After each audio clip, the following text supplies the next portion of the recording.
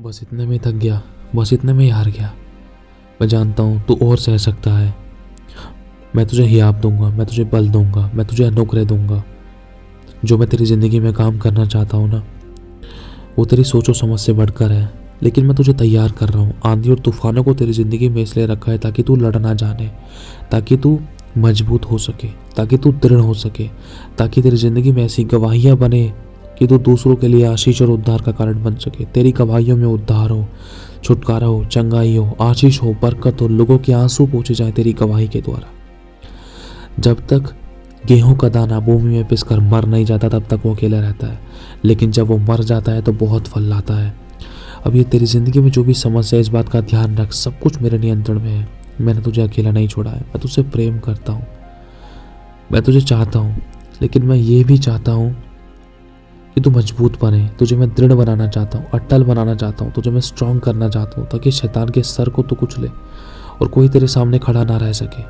मैं तुझे मजबूत करना चाहता हूँ। हाँ, मैं तुझी से बोल रहा हूँ, मैं तुझसे प्रेम करता हूँ। तुझे मैं तूफानों से भी भिड़ने के लिए कई बार मैं भेजता हूँ, कई बार तूफानों को तेरे सामने लाता हूँ। जिंदगी में आंधी और तूफान तुझे जगाने के लिए है, विरोध तुझे मेरे निकट लेकर आता है।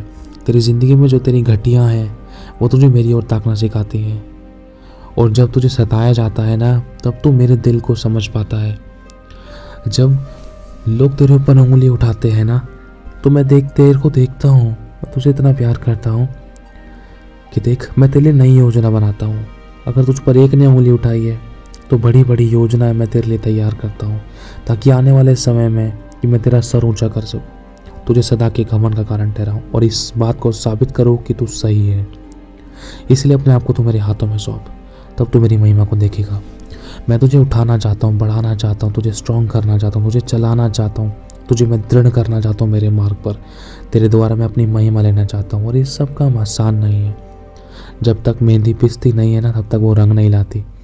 जब तक एक पत्थर को ठोका और पीटा नहीं जाता ना, तब तक वो आकार में नहीं आता। और जो पत्थर आकार में नहीं होता, उसको ज़मीन पर बिछा दिया जाता है और उसको रौंदा जाता है, उसके ऊपर चला जाता है।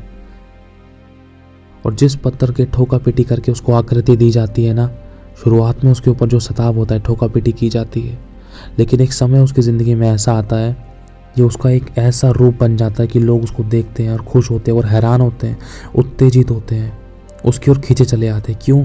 क्योंकि जो परीक्षा उसकी ज़िंदगी में थी, ठोका और पीटने की, उसको छैनियाँ तोड़े चलने की, उसके जीवन में, उस पत्थर के जीवन में, जब उसने अपने आप को अपने कुम्हार के हाथों में सौंपा, तो उसके कुम्हार ने, उसके ठोकने और पीटने वाले ने उसको एक ऐसी आकृति दी, तब लोग उसको देखते हैं ना, तो वो हैरान होते हैं, उत्तेजित होते हैं। जैसे कि लिखा है कि अन्य जाति क्यों कहने पाए कि तेरा परमेश्वर कहाँ रहा। ऐसे कि लिखा है, लोग तुझे देखेंगे तो पहचान लेंगे कि तू वो वंश है जिसे यहोवा ने आशीष दी है। परमेश्वर तेरे सर को ऊंचा करेगा, चाहे भले ही तेरी ज़िंदगी में किसी प्रकार के छैनी और हथौड़े चल रहे हैं, लोग विरोध कर रहे हैं, अपने सता रहे हैं, अपने दिल दुखा रहे हैं, अपने घर से निकाल रहे हैं, अपने ही ऐसा बर्ताव कर रहे हैं जैसा कोई गैर नहीं करता, शत्रु के समान घर में बर्ताव किया जा रहा है। तू सबके साथ अच्छा बर्ताव कर रहा है, तू सबके साथ अच्छा कर करके दे रहा है, कर करके दे रही है, अपनी तरफ से सारी जिम्मेदारियां निभा रही है, लेकिन फिर भी तुझे पलट कर अच्छा नहीं मिल रहा है। लेकिन प्रतिफल देने वाला तो मैं हूँ। बस तू ये सोच कर कार्य कर कि तू किसी मनुष्य के लिए नहीं, तू मेरे लिए कर रही है। ये सोच कर तू कार्य कर, किसी मनुष्य के लिए नहीं, तू मेरे लिए कर रहा है, तब मैं तुझे प्रतिफल दूंगा। और अपने दुख में तू चुप रहे, तुझे कुछ शेयर करना है तो मुझसे कर, तुझसे किसी से दिल लगाना है ना, तो मुझसे लगा। अगर देख, तू किसी से दिल लगाएगी तो दिल तोड़ा जाएगा, तू किसी पर भरोसा रखेगा तो विश्वास टूटेगा, सामने से दरवाजे बंद होंगे तब तू मेरे पास आएगा, तू खटखटाएगा और मैं तेरे लिए खोलूंगा। और मैं ये नहीं चाहता कि तू सामने वाले से ठोकर खाकर मेरे पास आए, तू पहले से ही मेरे पास आ। मुझसे अपने दिल की बातों को शेयर कर, मैं तुझे मजबूत करूँगा, दृढ़ करूँगा, क्योंकि मैं ही तुझे सुनता हूँ और मैं ही तुझे तेरे दुखों में हंसाना जानता हूँ, मैं ही तुझे दुखों में तुझे आनंदित करना जानता हूँ। मैंने ही तेरे आंसू को पोंछा है और मैं ही तेरे आंसू को पोंछूंगा। मैं ही तुझे छुड़ा सकता हूँ, मैं ही तुझे आज़ाद कर सकता हूँ, मैं ही तुझे अनंतकाल का जीवन दे सकता हूँ, मैं ही तुझे चंगा कर सकता हूँ। क्या कोई और है? एक बार अपनी आंखों को बंद कर एक बार सोच कर देख, कौन है?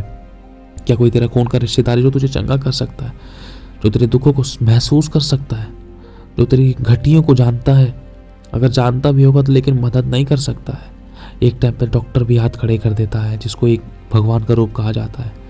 लिखा है कि ना प्रधानों पर भरोसा रख, ना हाकिमों पर, ना अधिकारियों पर। वो मिट्टी से बने हैं, वो मिट्टी ही में मिल जाएंगे। लेकिन धन्य वो है जिसने अपना आधार यहोवा को बना रखा है। धन्य है वे जिसने यहोवा की ओर ताका, जिसने अपनी दृष्टि यहोवा की ओर की। उसका मुंह कभी काला नहीं हुआ और वो कभी लज्जित नहीं होने पाया। जो प्रभु तुझे सिखाना चाहता है उसको सीख, चुप रहे। जिस मार्ग में तुझे ले चलता उस मार्ग में चल।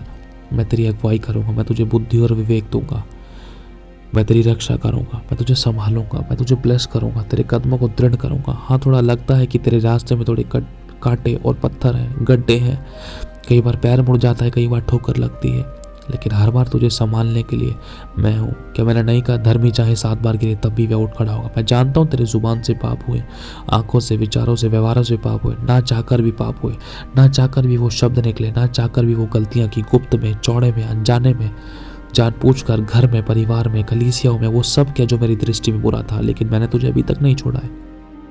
तो दूसरों को माफ़ कर। जब मैंने तेरे इतने सारे गुनाहों को जानने के बाद भी तुझे अभी तक नहीं छोड़ा, तुझे माफ़ करने के लिए आज भी मैं तैयार हूँ। तुझे फिर से उठाने के लिए, फिर से चलाने के लिए, फिर से क्षमा करने के लिए, फिर से नई शुरुआत करने के लिए मैं तैयार हूँ। तो तू अपने शत्रु को माफ़ क्यों नहीं करता? तो दूसरों को माफ़ क्यों नहीं करती? चाहे भले किसी ने तेरे साथ कितना भी गलत किया है, दूध में से मक्खी के समान तुझे निकाल कर फेंका है, तुझे इस्तेमाल किया है, तुझे सताया है, तुझे दुख दिया है, तुझे बहुत जलील किया है, तुझे तुच्छ जाना है, बेकार जाना है, कूड़ा करकट के समान तुझे समझा है, जगत का खुरचन के समान तेरे साथ बर्ताव किया है, और तुझे अपने किसी मेन काम में तुझे नहीं बुलाते, तुझे बच्चा बुद्धि समझते हैं, तुझे बेकार नालायक समझते हैं, तुझे किसी काम का नहीं समझते। तो उनको क्षमा कर, माफ़ कर।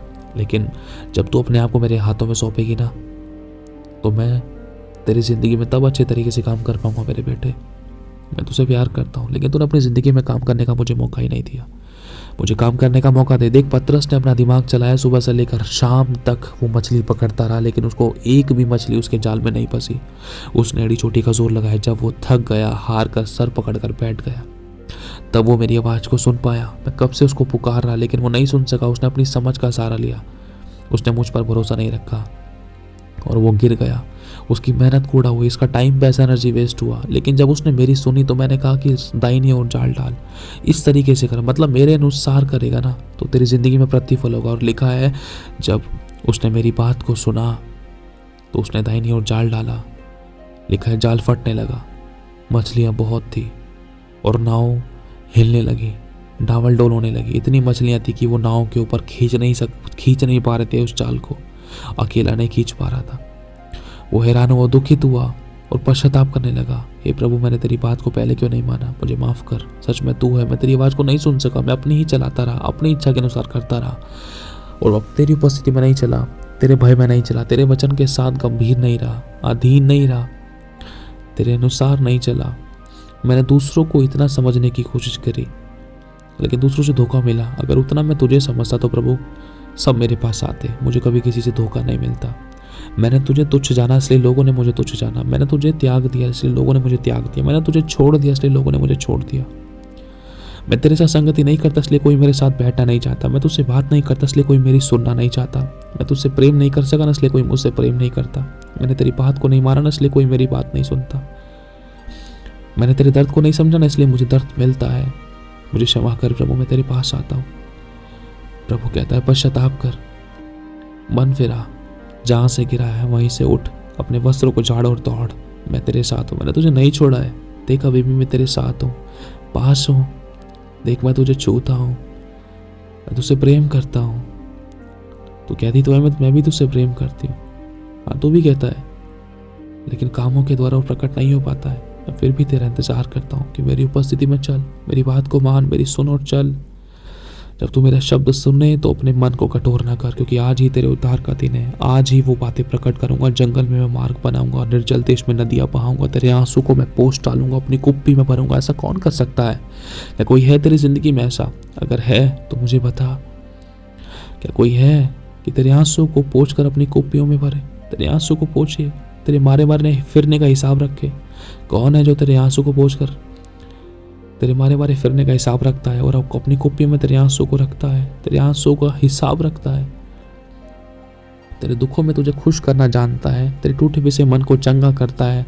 जब तूने गुफ्त में अपने बिछोनों को आंसुओं से भिगोया है ना, जब तूने अपनी सिसकियाँ तूने किसी के कानों में तक नहीं पहुंचने दी कि कोई मेरे रोने को शब्द अगल बगल से कोई सुन ना ले, कोई डिस्टर्ब ना जाए, लेकिन वो आवाज़, वो कान, वो शब्द तेरे मेरे कानों में पड़े हैं। तेरे आंसू मैंने देखे हैं, चाहे भले ही किसी को दिखाई नहीं दिए तेरे बिस्तर पर वो सूख गए, लेकिन वो मेरी आंखों में आज भी मोती के समान है। मैंने सुने हैं वो तेरे शब्द जो तूने चिल्लाहट के साथ मेरी दुहाई दी है, चाहे भले ही तेरे अगल बगल में सोने जागने वाले चलने फिरने वाले को नहीं पता चला कि तूने कैसे मेरी दुहाई दी है, लेकिन मैंने सुना है तेरा गिड़गिड़ाना, तेरे टूटा पिसा मन को मैंने देखा है और तुझे मैंने समेट रखा है और अभी भी सब कुछ मेरे नियंत्रण में है।